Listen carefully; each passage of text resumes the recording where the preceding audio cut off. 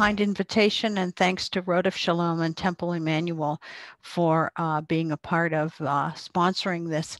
I'm so happy to be with you. It is evening here in southern Italy, and it's a little bit after 7 o'clock. Dinner in South Italy is 8 or 8:30, so we're doing just fine. And it is a real pleasure for me to speak to you directly from my rabbi's study in a house that has been in my family for 444 years. So once again, shalom, benvenuti, and welcome. I'm honored and delighted to bring you the Jews of Southern Italy. Now, have you been to Italy?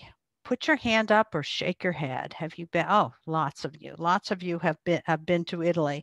Well, and if not, I know you know something about Italy because Italy is shaped like, that's right, a boot. I brought my boot. Here it is. Italy is shaped like a boot.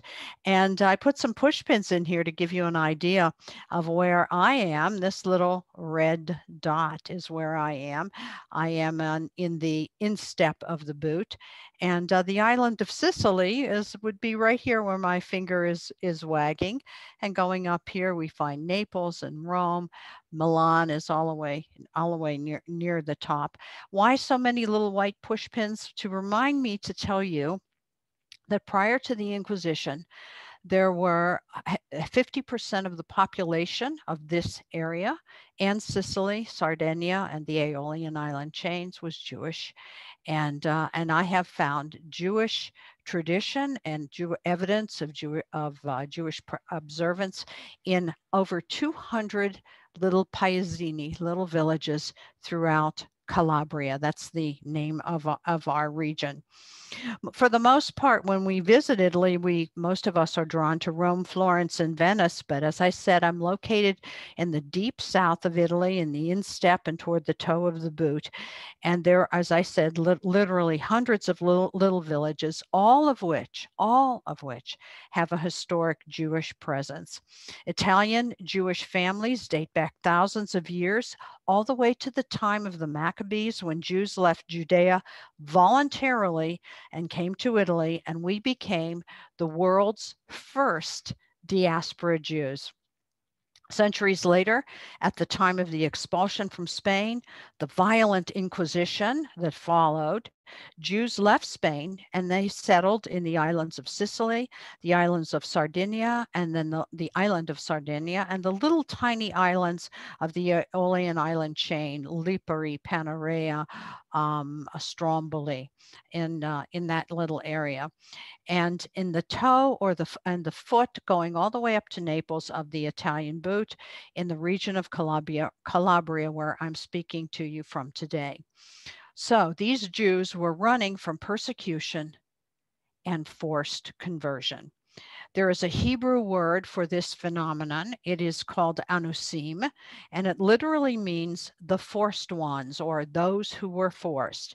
We are B'nei Anusim, the descendants or the children of the forced ones, and I am a Bat Anusim. I am a daughter of those Jews who were forced to accept Christian conversion.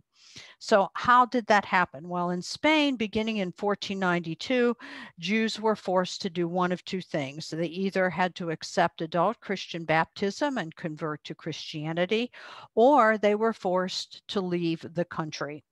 Those who converted, many from my own ancestors, were called Moranos, an insulting term meaning pig, and others took their practices underground, like my father's family, my ancestors on my paternal side, and they practiced in secret, and they were called crypto Jews.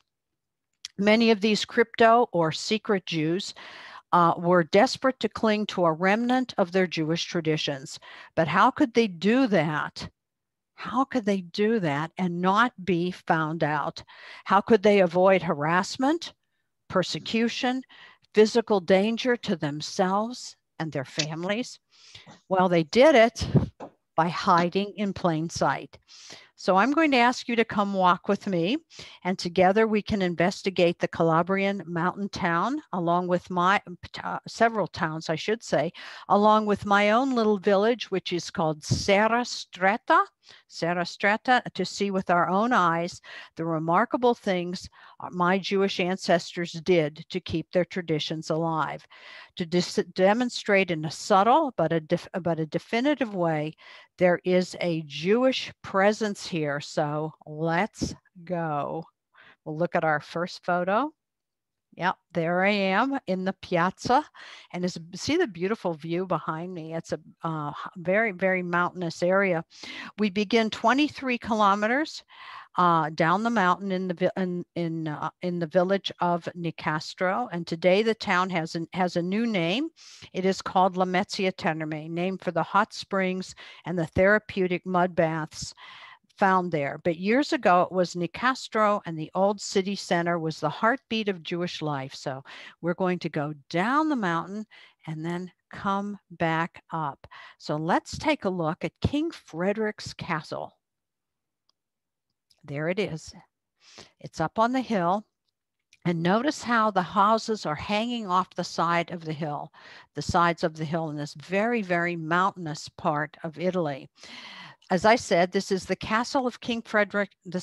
So who was he? He was a benevolent monarch who appreciated the economic prosperity that the Jews of Nicastro offered to the region. King Frederick ruled over southern Italy during the 1200s, and at a time when, as our bubbies would say, it was good for the Jews. In fact, the old Jewish quarter is called Timpone. It exists today where there is an impressive plaque to honor their memory. And let's look at slide 3. This is the plaque, and this is affixed on the wall to the entrance of the Jewish quarter. Timpone is the Italian word for ridge, and you saw those houses on the ridge, and it says the Giudecca in questo quartiera l'ha operato una industriosa comunità ebraica from the 13th through the 16th century. And there is, and behind that plaque, there is an archway, an architectural staple that indicated a Jewish quarter, and it led to the synagogue that centuries later was confiscated by local church authorities to become a Catholic church. And let's take a look at that building, slide 4.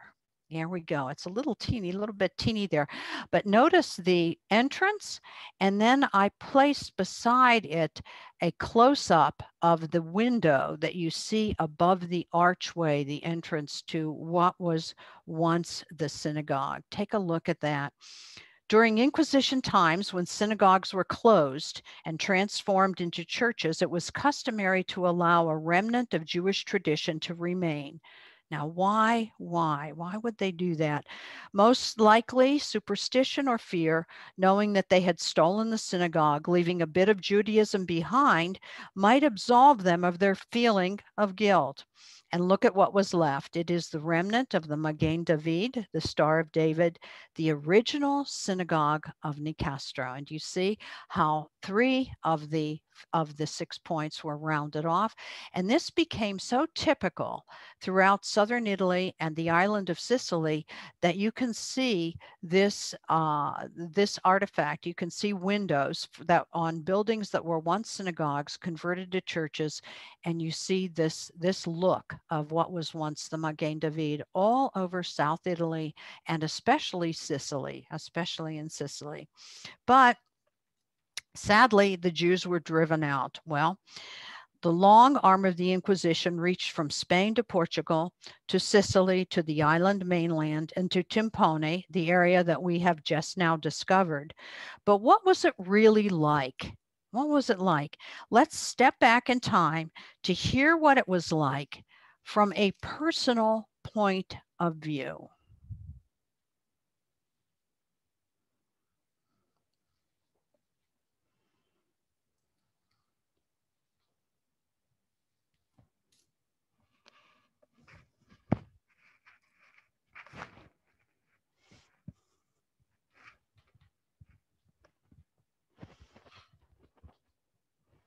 Grazie Dio Baruchdi.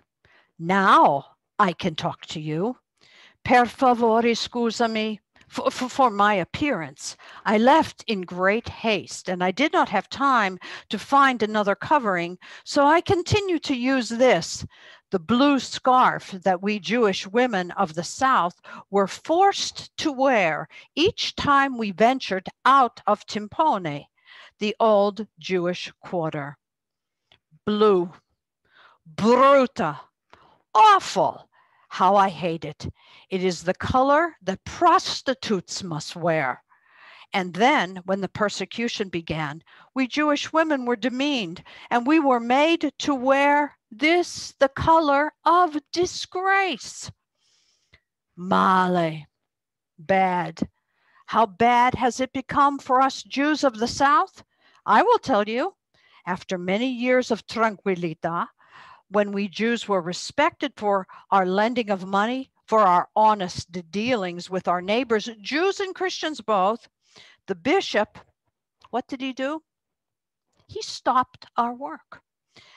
Last year in 1623 in Nicastro, my home, and in the nearby town of Cutanzaro, and even on the coast in Tropea, the whole south was devastated by a terremoto, by an earthquake. Earthquakes so bad that rocks covered the land, the roads, the piazzas, the farmland. The people, oh mio Dio, they lost so much. They came to us, the Jews, for help to begin again. Of course they come to us. We Jews were designated as the money lenders. We lent our neighbors the money for seeds and for plants and for plowing. Our rates were low. We helped everyone. But then, as I said, comes the bishop. He creates a new società, a new group to lend the money, charging their suffering neighbors double, triple the rate of interest. Then, he forces the Jews to stop their work as bankers to the poor. He forces us to flee. But as we were leaving our beloved Timpone, our Jewish quarter, where never once we were locked inside the gate. So we leave wearing the hated blue for the women and the orange patch called the rotella for the men. Phui. Our Christian neighbors cried out to us. Tears fell from their eyes. Ebrei, ebrei, non lasciarci, non lasciarci. Jews, Jews, don't leave us. Help us now as you helped us before. Me, I wanted to stay, but I knew we could not. So now, after so many years of good, il bene, now in the South it was bad.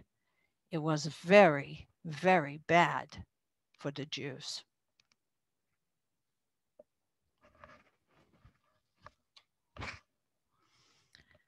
So what happened next? Well, the Jews traveled north to find safety and security in the mountains. They looked for an isolated area where they could create a hidden Jewish community. First in a town called Shiliano, and then in the village of my ancestors, right here in Serastreta.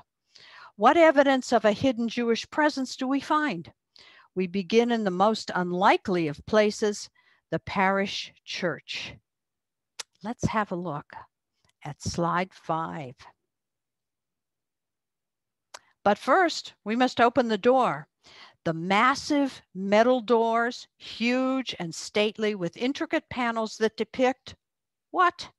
Not Christian scenes, but scenes that show the life of the village. Here we see a panel that highlights the making of chairs, a craft still practiced today and brought to southern Italy by the Jews of Spain. A craft that, as I said, continues today, all completely handmade. Other panels show a weeping family about to immigrate to parts unknown, while other panels feature folk dancing and Jewish women weavers creating cloth from the Genestra plant, all created by local artists who featured not religious scenes, but crafts that the Jews who settled the town brought with them all the way from Spain. But now let's go inside. Slide 6. Take a look at this. Can you see? It's Moses, right? With the 10 Commandments. Here we are inside the parish church. In the middle of the sanctuary, we look up. We look all the way up, expecting to see a Christian depiction, maybe Jesus or Mary or a saint. But no, directly above the heads of the faithful, in the middle of the sanctuary, Moses and the 10 Commandments is seen, and surrounding him are depictions of the prophets. Calabrian artists whose families were once Jewish created this fresco as a way to say, Jewish traditions are not lost. Thank you. And later on, when Jewish families felt more secure, they decorated the cortile, the courtyard, in front of their homes with this particular slide. You see all my cats? You see them there? But take a look at the Magen David. I've lived here in the village for 15 years, and hardly a month goes by without a local person approaching me. Rabina, they say, come look, we're working at restoring an abandoned house. Come and look what we found. And yes, workers have uncovered another Star of David, another Magen David, often hidden underneath a ceramic tile, wooden boards, or even astroturf. Strong evidence that Serastreta's Jewish presence was everywhere. Thank you.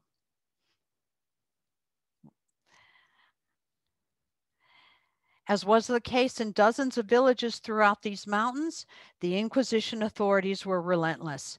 They pursued the Jews and eventually found us, taking our synagogues and transforming them into churches. The synagogue here in Serastreta suffered the same fate. And this is what's left of the synagogue that we're looking at. We are looking at the 2 remaining walls of what was the original synagogue, active 500 years ago. The structure crumbled completely during the earthquake of 1908, but these 2 walls remain. And thanks to our mayor, Felice Molinaro, the town is working to gather the funds to restore the building as an interfaith cultural center that will feature the history of Calabrian Jewish life. And let's look at photo 9. That's me. I was fortunate. I grew up in America, the first person in my family born in the United States. My family settled in Pittsburgh, and as a youngster, people would ask me my name. Aiello is my surname. And then if religion came up and I told them about my background, if I told them about the synagogue that my father took me to, the things we did at home, some people would look at me in disbelief and say something that I have heard all my life. And let's take the photo down. This is what I've heard all my life. But you can't be Jewish. Right, you're Italian. And later on, when I became a Jewish professional and later a rabbi, the same thing continued to happen. And it would happen like this. Aiello. That's an Italian name. Yes, it is. Oh, so that's your married name. No, that's my own name. That's the name I was born with. Oh, now I understand. You converted. No, I was born Jewish. Oh, but your parents, they had a mixed marriage. Your father was the Italian and your mother was Jewish. Well, no, both of my parents are Jewish. Really? So what was your mother's name? Elena Siciliano. But that's Italian. Yes, my mother was from Sicily, from Taormina. My father from Calabria. Their names were Siciliano and Aiello. But those are Italian names. How can you be Jewish? Oy vey. Well, I have some surnames to show you that have a rich Jewish history, and I'd like you to put up photo 10. Let's look at some of these surnames. Here we go. And they are Spagnolo, Vita, Bonanno, Sacco or Zacco, Catalano, Romano, Defazio, Defazio or Defazio, Sacerdoti, Ferraro, Ferrari, Ferro, and Ferranti, and the last one, Aiutami Cristo. And I'll explain that one to you at the end. But the others, is there anyone here who would like to know the Jewish origin of one of these surnames? How about Romano? In Littleton, Colorado, there's a wonderful Italian restaurant named Romano's. Mm-hmm. Romano is one of the most recognizable and oldest of Italian Jewish surnames. Some of the first Jews brought to the island of Sicily and later on to the mainland of Italy were Roman slaves before the 1st century AD. And when they got their freedom, actually their freedom was more along the lines of indentured servitude. They were then able to take a surname, and so they took the name Romano. So anyone you know whose name is Romano, their traditions 500 years ago were Jewish. Do we have anyone else? Yes, hi. I was curious about sacerdoti. Doesn't that mean like priest? Yes, it does. It means priest. It's Cohen. It's the Italian version of Cohen. And it is, again, a very recognizable Italian Jewish surname. And of course, coming from the Hebrew word Kohen. And we understand that especially in North America, when we hear Cohen, that's a Jewish name. But because the majority of Jews in North America come from the cultural group of the Ashkenazi group, as opposed to those of us here in the Mediterranean who are Sephardim. The Italian versions of some of names that are familiar to you, like Cohen, is not familiar. So sacerdote means priest, and that is how and that is the Jewish version of Cohen. How do we know that? Because priest for Catholic priest is prete or don. Do we have another one? Yeah, I'm interested in Sacco. Was this the same as Sacco and Vanzetti in the 20s? Yes, it was. As a matter of fact, this is a name from my ancestors, and Zacco or Sacco. Sacco is more Calabrian, and Zacco with the Z with the Z is more Sicilian. It comes from the Arabic, and it also comes from Jewish.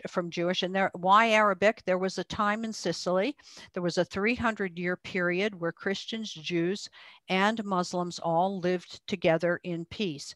So it comes from the Arabic word for zakat, for almsgiving, and it also comes from the Hebrew word tzedakah, Sacco or Zacco. So Somebody else have one Yeah, that'd like to know? Yeah, I have two. One is Ferraro. Wasn't that Geraldine Ferraro? I'm sorry, I can't. You said Ferraro. What did you say after that? And the other one that wasn't that the name of one of the vice presidential candidates. Geraldine Ferraro, a number of years ago. Yeah, and that was one. And the other one is that I dated a guy when I was in college who was an Italian Jew, and his name was Dachi, I think, C-H-I or something like that.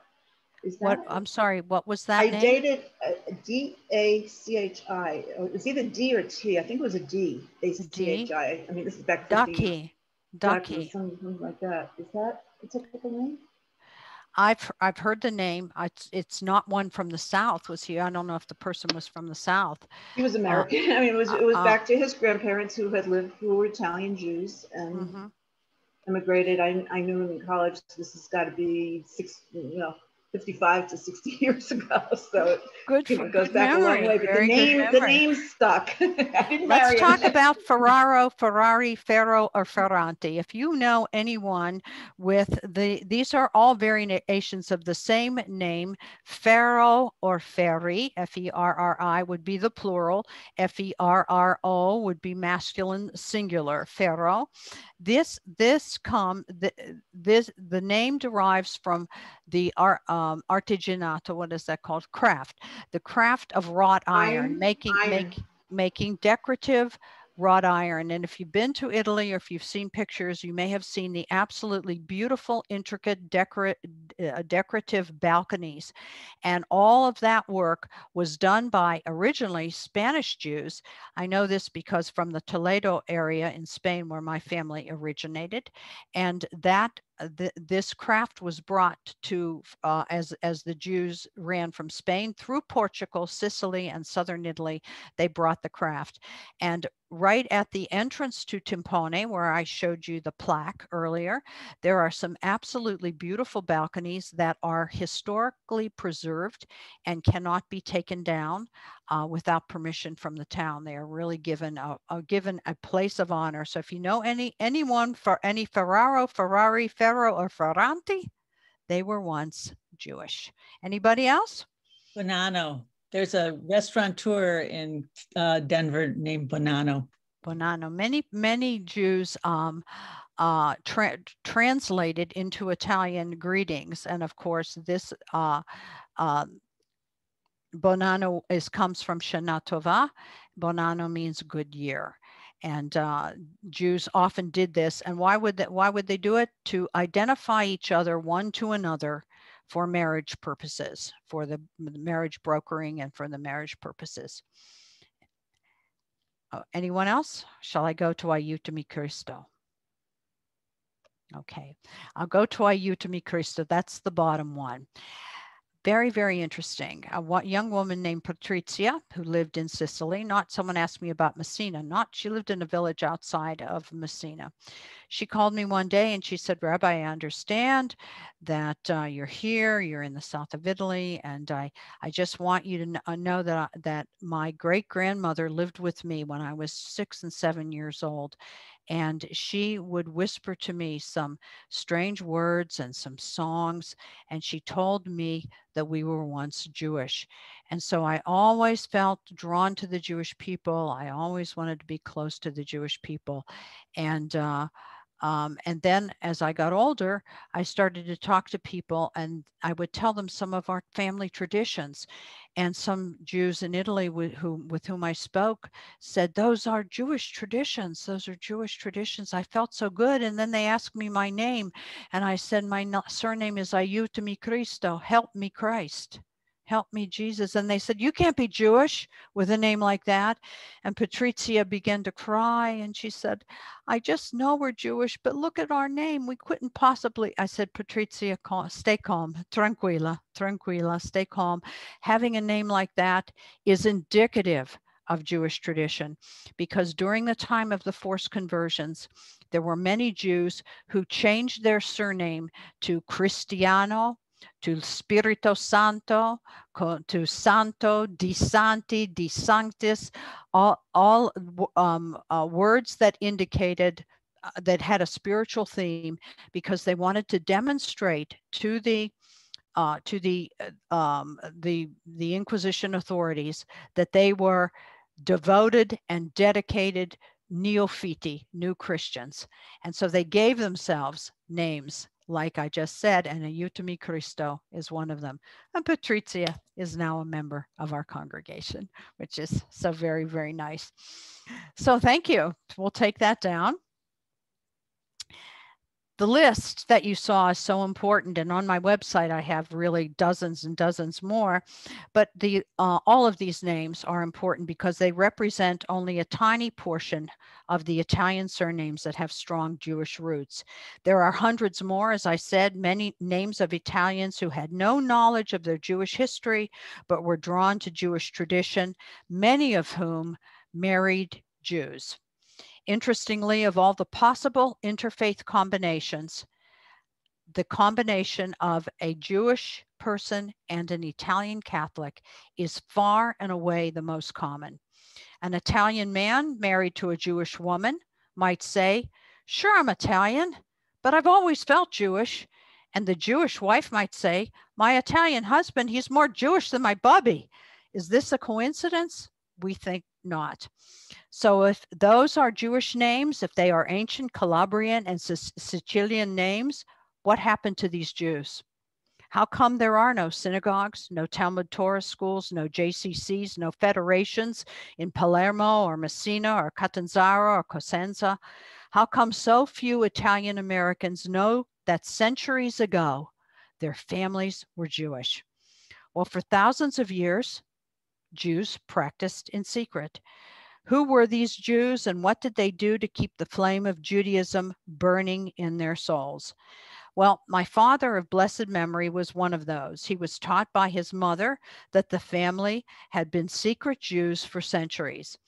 And when my father brought her to the United States in 1954, she brought her Shabbat candelabra with her. And we'll take a look now at photo 11. There it is. That's my grandmother, Nonna Felicia's Shabbat candelabra. And you're looking at that, and if you have an Ashkenazi background, you're saying, how can that be? There are places for 3 candles. You light 2 candles on Shabbat. Well, in the Sephardic tradition, especially that's the tradition called Italkit that even preceded the Sephardim, but came from the Mediterranean region. The third candle, or the candle in the middle, was used as a Shamas candle to light the other 2. And if you look at the decoration, you see the 2 birds, the peacocks, and then you see the pomegranates hanging down. 2 symbols, 2 obvious Jewish symbols that are found on Jewish artifacts throughout southern Italy, Spain, and Portugal. When the peacock opens his tail, we see the beautiful feather, the green and purple feather, and the Kabbalists taught that that was the third eye. It was the Kabbalistic eye that is invisible, but right in our middle of our foreheads. And the Kabbalists taught that if we looked at each other through the Kabbalistic eye, we would see into each other's soul, and there would be peace in the world. So we will take that one down. And I have another one here to show you. So what do we do here? And here is another motif, the grapes here. So we take the Shamas candle, and there's a beautiful Sephardic melody. Baruch atah Adonai Eloheinu melech haolam asher kiddishanu b'mitzvotav vitzivanu leadlik ner vitzivanu leadlik ner vitzivanu leadlik ner shel Shabbat. Isn't that a nice melody? Beautiful melody. So my grandmother comes to America, okay? And on the first Friday night in her new country, she takes her Shabbat candelabra that you saw in the photo, her Shabbat candles, her challah, and her wine, and she goes downstairs to the cantina, that the basement of the house. This is what she did all her life in the house, in another part of the house where I'm speaking to you from. She would go down 3 flights into the cantina to light her Shabbat candles, and on the very first Shabbat in the United States in Pittsburgh. She did the same thing, but my father stopped her at the cellar door. And he said, Mama, basta, basta, fermati, stop, stop. This is America. This is the land of the free. This is the home of the brave. And Nonna, my grandmother, stopped him and said, no, I'm going downstairs. Non sono sicura. You never know. You never know. And that is one example, personal from my own life, but there are many, many others, of exactly how Jewish practices survived. Jewish Italians had something so simple, something that served them well. Maybe you've heard it, testa dura, stubbornness, fortitude. It's sometimes translated as good common sense. So if they, meaning our persecutors, want to believe that they pressured us into conversion, let them think that, but we know better. You take away our synagogue, we take the candles into our homes. You tell us we can't be Jews in the dining room, we take the candles into the basement. We can't have Rosh Hashanah for our new year. Well, then we'll sound the shofar on December 31st. And in my book, I write my book called The Cat That Ate the Cannoli. Cat really did eat a cannoli during Kiddush one time in our synagogue. I talk about this hidden Jewish phenomenon, and it's called The Story of the Midnight Shofar.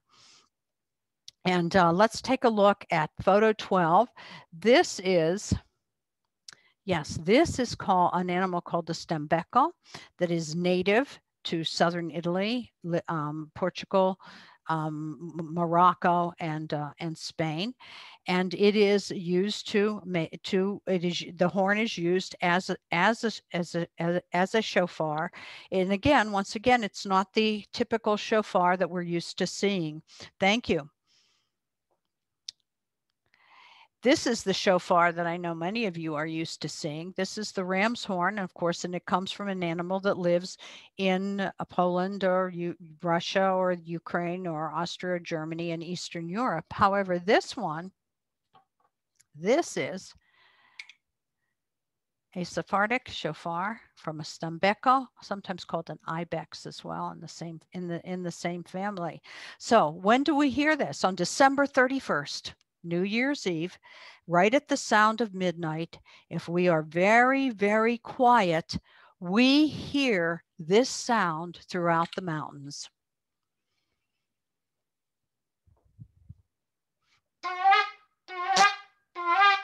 We kind of hear the shavarim, but at the stroke of midnight, when the parish church is clanging the bells, there is the Tekiah Gadolah.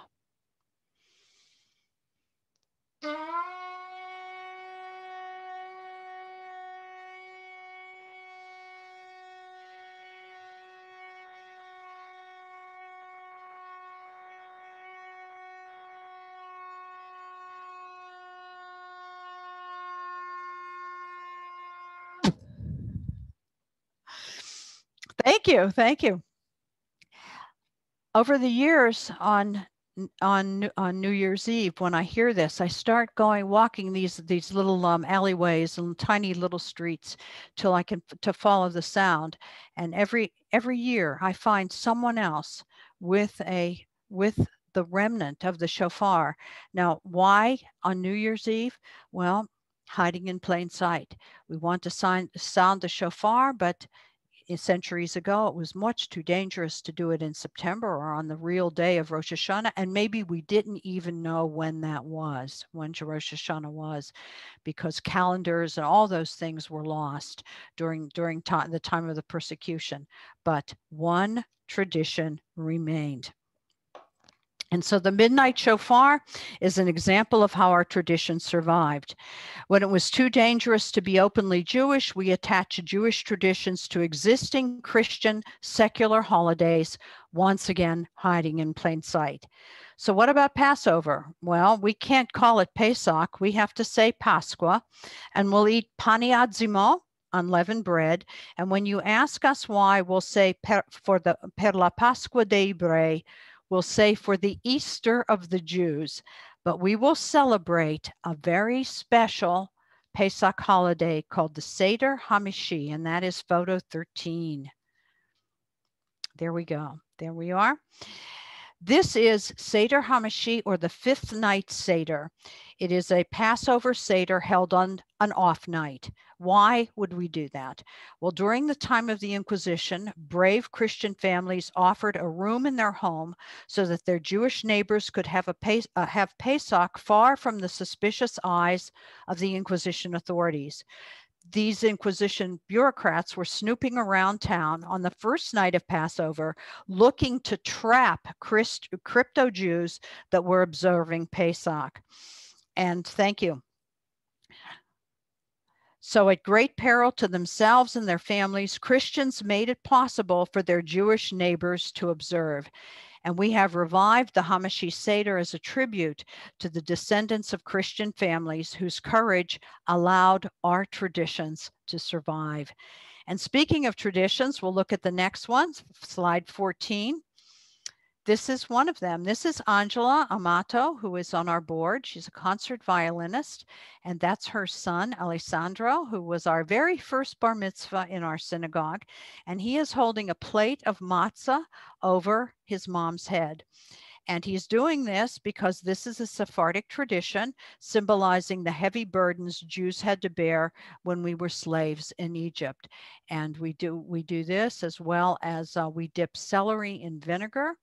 And we have other traditions that we observe as well that go back centuries. Thank you. What else do we do? Well, we'll put a red string over our baby's cribs, but we won't say that as a Jewish tradition from the Kabbalah because that's dangerous to say. Instead, we'll say what? Keep away the evil eye. Absolutely. And when we break an egg into the bowl and we see a blood spot, we'll make sure to take it out, not because it's a kosher tradition, but because it just isn't healthy. And that's so interesting because this is an area of historically of great poverty, even today. And so to take the blood spot out of an egg or to throw the egg away was a major sacrifice for families, but they would do it. And of course, that was a kosher tradition. Speaking of kosher, we don't eat dairy and meat in the same meal. Why? When we're asked, perché fa male lo stomaco. It's not good for the digestion.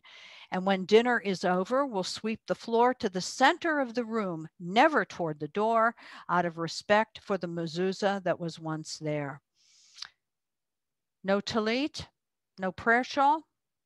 No problem.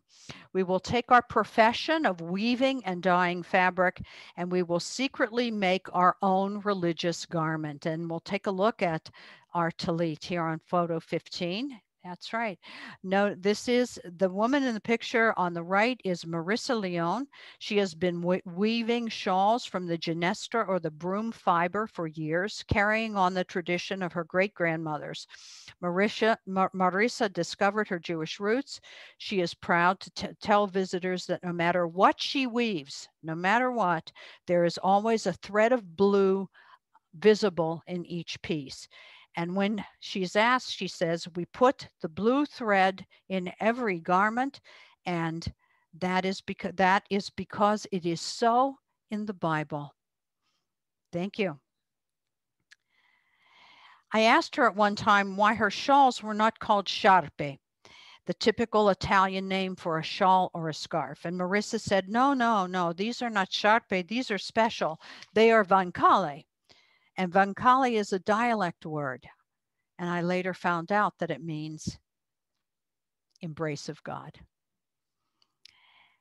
And so it goes over decades, centuries really. We took our Jewish traditions into our homes and our hearts, and slowly, first for safety reasons, then for cultural reasons, the religious meanings of these rituals were lost. Our Jewish customs became family traditions, and sadly, nothing more. So that's where my own work has come in, and it started something like this. Let's look at the map on slide 16. I want you to see exactly where we are.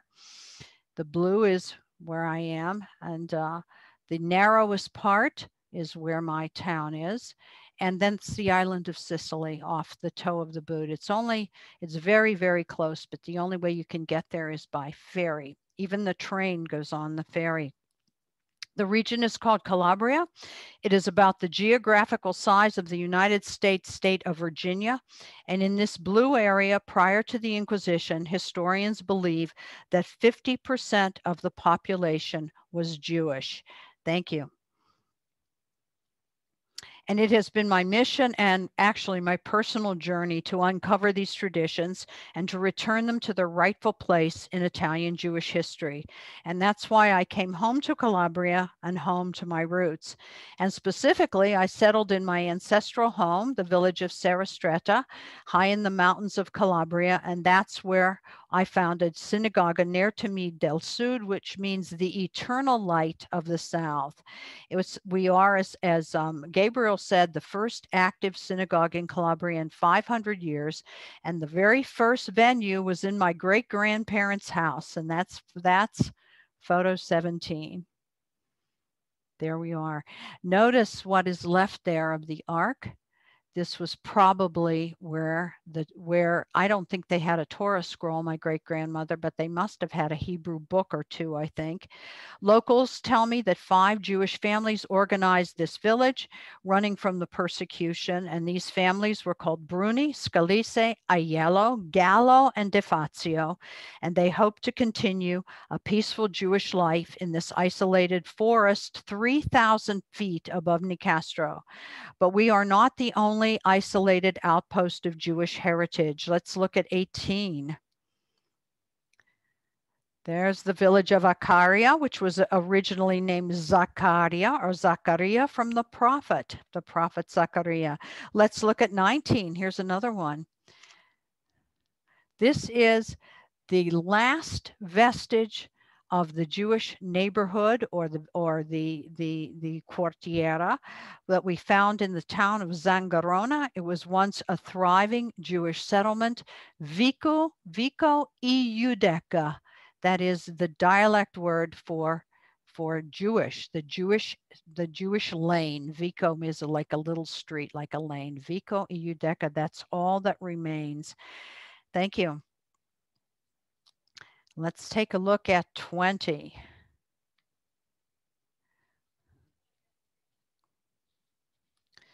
These are my great-grandparents. This is Saverio Scalise and Angela Rosa Grande.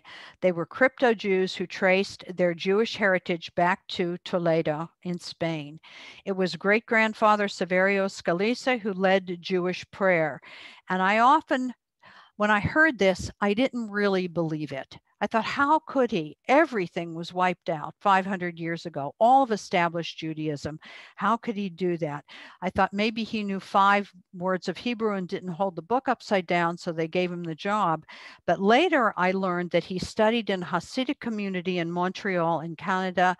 He went 4 times between 1881 and 1890.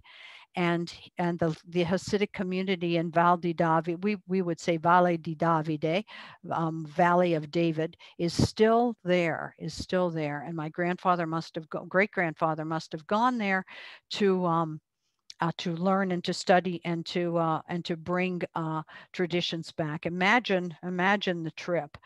Saverio taught his daughter, who was my grandmother, how to kill and kosher a chicken, and her mother, Angela Rosa Grande, insisted that her daughter understand and appreciate her Jewish heritage. And especially since so many of the Grand family had been judged as Judaizers, had their property confiscated by Inquisition authorities, they escaped persecution. And as they took their Jewish traditions with them, that's how my own work began. I became kind of a investigatrice, searching for the Jews through their family stories. Thank you. And the first story I'll tell you has to do with Gianna Furci, whose ancestors made the journey that the historians describe from Spain to Sicily to the toe of the boot. And this is what she said. I remember when I was a little girl and my great-grandmother, she was still alive. We lived in Nicastro in the old city center. Anyway, my bisnonna, that's great-grandmother, told me that even though our family always went to church, we only went because we had to. But when there was a wedding, we had this tradition to make a blessing, sotto la coperta, under the cloth. You see, one of the women, like my great-grandmother, would spend nearly a year crocheting a beautiful, intricate bedspread, big enough for the bride and groom's new double bed. But the first time anyone saw it was on the wedding day, and 4 men of the family would each take a corner and hold the coperta, the bedspread, over the heads of the wedding couple. The 2 fathers would make a blessing in what sounded to me like a secret language. The chuppah, right? Later on, I came to the synagogue and I heard Rabbi Barbara sing the wedding blessings, and I recognized Chatan, groom, and Kala, bride. I recognized Hebrew words.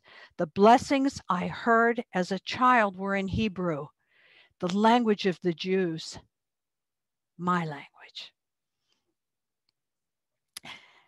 Dr. Enrico Mascaro, let's take a look at him, page 21. Page 21, there he is. And he is my second cousin. He tells his story. I was born here in Calabria in 1941 during the height of the fascist laws against the Italian Jews. Our surname Mascaro comes from Catalonia in Spain, and I have been told that we descended from a line of famous rabbis. No one in my family, not my parents, my grandparents, or even my great-grandparents ever once attended church, something which in those days was a great departure from societal norms, where even daily activities centered around the parish. My grandfather was named Napoleone, a name that many Jews gave to their children because Napoleon granted equal rights to the Jews. When my grandmother lay dying, her wishes were that she should be buried the day after her death, that no priest should be called, no prayer card should be placed in her hand, and her body should be wrapped only in a sheet, and she should be buried by sundown of the next day. Later on, I found out that these were Jewish burial customs. Enrico continues, when I was born, I was an identical twin.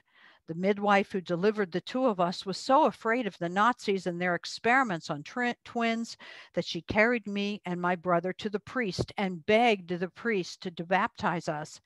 The priest knew we were a Jewish family and refused to do so, but he did give us birth certificates and he registered us as Italian Catholics.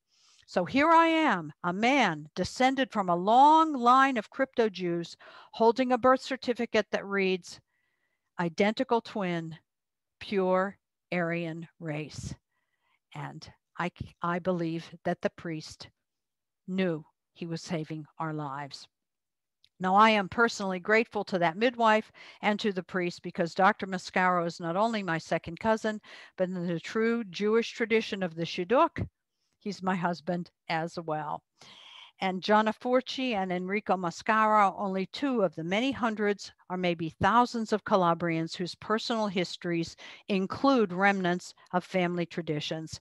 And my father, Antonio Aiello, a blessed memory, recalls the early years of his crypto-Jewish family, and that's slide 22. There's my dad. Take a look at my grandmother, Felicia Scalise. She was 42 years old. Imagine how women look today at 42. And she had 10 children, 8 girls and 2 boys. And that's my dad with his little cravata and his tie on. And he tells this story. We'll take that one down. Thank you. When I was a boy here in the village, the public school ended in the 3rd grade, but my mama was determined that I should continue my education. She wanted me to know Torah, so she found an older gentleman to teach me. Unfortunately, he lived far down the mountain in Nicastro, but that did not deter my mother. She found a farmer who routinely made the trip to market on Mondays and Thursdays. So twice a week I sat atop artichokes, potatoes, broccoli, oh, how I wished for lettuce, while the farmer drove his load of produce in a horse-drawn cart to Timpone, the Jewish quarter. He went to market, I went to study. I never knew my teacher's name. To me, he was maestro, and that was all. I think Jews were still afraid then of being found out. He taught me Bible, but his Jewish stories were the ones I liked best, especially the one about how Italy got its name. And then my father told me a story that has been passed along among Calabrian Jews for centuries. Legend has it that in 167 BCE, the Maccabees rose up in rebellion against the evil Antiochus. Of course, we know that to be the Hanukkah story. The war dragged on and the Jews were losing, and they made an important decision. They formed a scouting party that sailed from Judea in search of mercenary soldiers to help their cause. And as their tiny boats, of course, they had no GPS, drifted farther into the sea, the Jews aboard were surprised, startled to see a beautiful mist rising above miles of pristine Calabrian coastline. In Hebrew, they exclaimed, "Ai Talia." Ai is the Hebrew word for island, because they thought the toe of the boot was an island. Tal, T-A-L, is the Hebrew word for dew, D-E-W, the mist. And Yah is a contracted form of one of the names of God in Psalm 68 and other places. Italia or Italia, it means the island of God's dew. There are historians today who believe that what was once thought to be a legend is actually true, that the Jews gave Italy its name. And whether or not we actually named the country, the Jews liked what they saw and they stayed, and they created communities with cemeteries, schools, and synagogues. They prospered as traders, especially in the silk trade and indigo dyeing, a craft that they developed and to which historians credit the Jews of Cutanzaro, which, by the way, Catan, little, Zaro, zone, the little zone of the Jews where weaving and dyeing by hand still takes place today. And I'll conclude with Luca's story that began with a knock at my door. And before me stood a young man from our village. I had seen him several times and we exchanged polite greetings. So I wondered, "Luca," I said, why are you so nervous?" And he said, "I was afraid to come to your door. I have something here from my grandfather. And before he died, he asked me to open his desk drawer and to push my hand way far in toward the back. And there I found this. And Nonna said, 'If you ever know a rabbi, you take this thing to the rabbi.'" And that would be photo 23.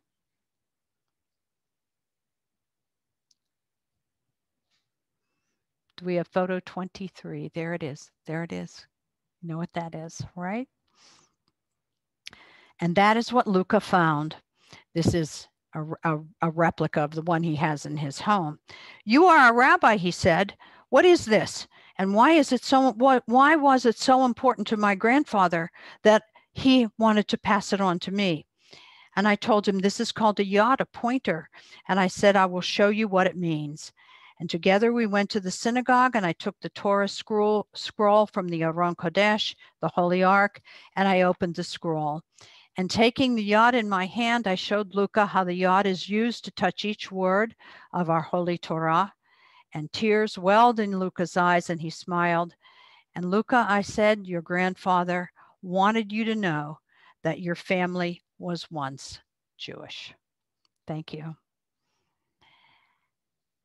There are so many Jews out there. There are Calabrians, Sardinians, Sicilians with deep Jewish roots, many whose names are documented in this book. And this is one of our slide 24.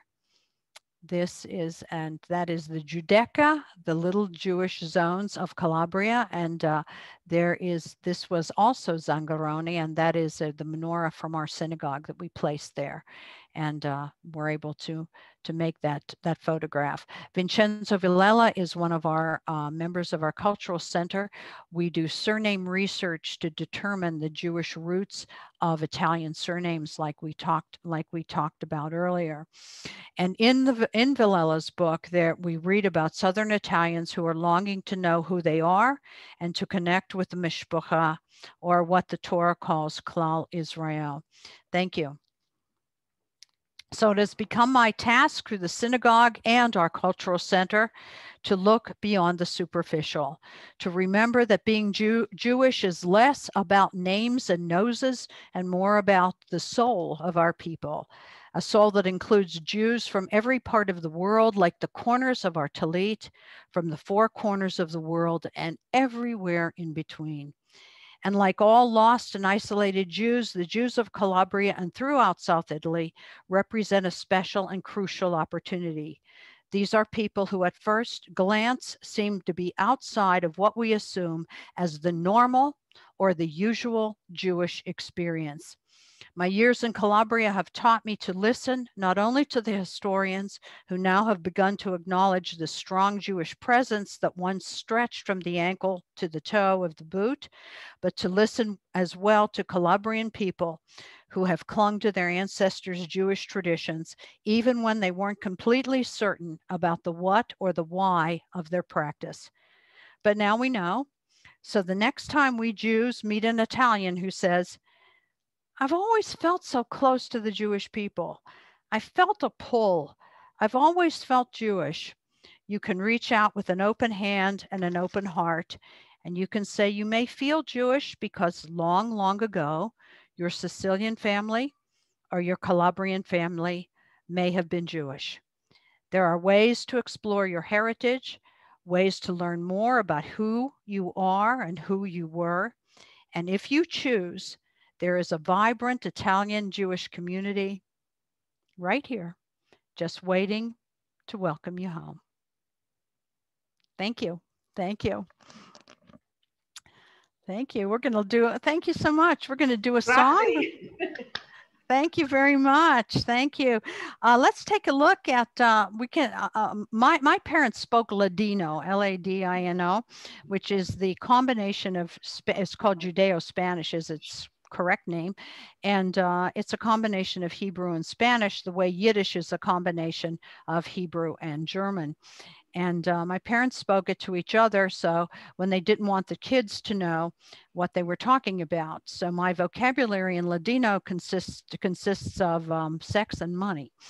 And maybe you had the same experience with Yiddish, but some of the melodies survived, and one of them is Bendigamos, which is a portion of the Hallel and the Birkat Hamazon, the grace after meals. And I think we have a slide. I think we have a number 25. Do we have the Bendigamos? We can put them up there. There we go. It is, there is a special blessing also for the seventh night of Hanukkah, which is called Hag HaBanot, the Festival of the Daughters, which is very much a Sephardic and Spanish tradition that is celebrated here as well. And we see Bendigamos al Altísimo. I'll sing it through once, and then you can follow along and sing too. The translation is, Blessed is the one most high, the Lord who created us. Let us give thanks for all the good things given us. Praised is God's holy name. For he has always had mercy on us. Bless the Lord as he is good, and his mercy endures forever. So you can follow along and notice that Bendigamos al Altísimo al Señor que nos creó is clearly Spanish, but look down at the second. Odu Ladonai Kitov Ki Leolam Chasdo. This is a really nice example of the mixture of Hebrew and ancient Spanish for a beautiful, beautiful song. Bendigamos al Altísimo Al Señor que nos creó, démosle agradecimiento por los bienes que nos dio. Alabado sea su santo nombre, porque siempre nos ha apiado. Odulado naikito, Kile olam hasdo. Let's do it together. Bendigamos al Altísimo, al Señor que nos creó. Démosle agradecimiento por los bienes que nos dio.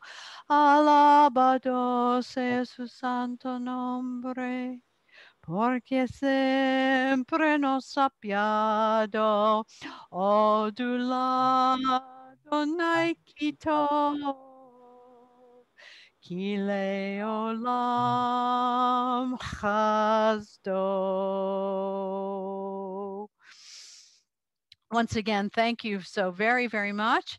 It has been an honor to be in your presence today. And if we have a couple of questions, I'm going to defer to Gabriel. We're at, I believe, at 10 after the hour. How shall we proceed? This one was early on. It asked, weren't the first diaspora Jews the Jews who were sent to Babylon? They were not considered diaspora at that point. And of course, when we talk about the first Jews in the diaspora, meaning going off to a different continent as well. But that's a good point. Another question was, are your crypto-Jewish congregants accepted as Jews, or do they have to formally convert? We tell our Anusim, we let them know that they can discover and or embrace their Jewish roots. Some people are happy to discover them, and they're not interested in making conversion. Others want to embrace their Jewish roots formally. As a matter of fact, we have 14 people making formal conversion on the 30th and 31st of August. We do a Beit Din. They study with me for a year. We've been doing it all virtually, and the mikveh is in the Mediterranean Sea, so it's quite nice. And accepted. There are only 5 non-orthodox congregations in the whole country of Italy. All of the beautiful synagogues that you may have seen pictures of or visited yourself, the beautiful ornate synagogues are under the aegis of the Orthodox. And unfortunately, our Anusim are not accepted. The story of Enrico Mascaro with his birth certificate that says pure Aryan race. When he wanted to, about 40 years ago, he went to Rome and wanted to connect formally with the Jewish community there. And unfortunately, someone on the board said, you can't be Jewish. Look at this. Look at your birth certificate. It says pure. He tried to tell the story, and unfortunately, he was. The comment was, "What are you doing here? Are you a spy?" And he was humiliated. He didn't make another overture for 30 more years. And that happens a lot, unfortunately. People the Anusim that I'm speaking about, that I've been telling you about, they have no documents, because when you were forced into conversion, you had to take all of your holy books and your ketubah and your Brit Milah certificate, or your family tree that you kept, a beautiful ornate family tree picture, and you had to throw it onto the pile and have it be burned. So we're dealing with people who have no documentation. And unfortunately, in Europe, there's a lot of religious bureaucracy. My father used to say, my father, blessed memory, used to say, remember, there's a big difference between religion and spirituality, and don't confuse the two. And he believed that there was the bureaucracy, and also the denominational differences have been a barrier. I've been a rabbi for it's coming up to 23 years. And when I was a student rabbi in Fort Lauderdale, Florida, my supervising rabbi said, labels are for the jelly jars, not the Jews. And I've come to believe that here in Italy because they have gotten in the way. So I just, if you go to Times of Israel, the blogs and put in my name, you'll see that I'm a blogger for Times of Israel, and I wrote about the law of return, and that Spain and Portugal are offering to people with Sephardic Jewish roots to become naturalized citizens of those countries, and I am proposing the same thing to happen in Italy, in southern Italy, for the Anusim here, and Sicily as well. I think somebody wrote, I believe there was something that just popped up here. Do we? Maybe it was directly to you. I'm not seeing it. Do we welcome visitors? And yeah, Italian citizen. Yes, I'm Italian and American citizen. You can have dual citizenship, and yes, we welcome you to our synagogue. Hopefully travel will open up and be in full force soon again. We are, if you fly into Rome, there's now a fast train, 3 hours to La Mezzia Terme that I talked about, which is the international airport and is a main train station here in southern Italy. So if you come to Rome, it's an easy trip to come to the south, and I promise you, I'll pick you up at the train. Okay. I have written a book called Aging Jewishly, and if you go on Amazon, you can find it, Aging Jewishly, what our traditions tell us about growing old. And you might like that, because I know a number of you are senior citizens, and there's a lot of issues surrounding getting older and what our Jewish traditions are, how they connect us in our later years. As you can tell, I'm aging Jewishly too.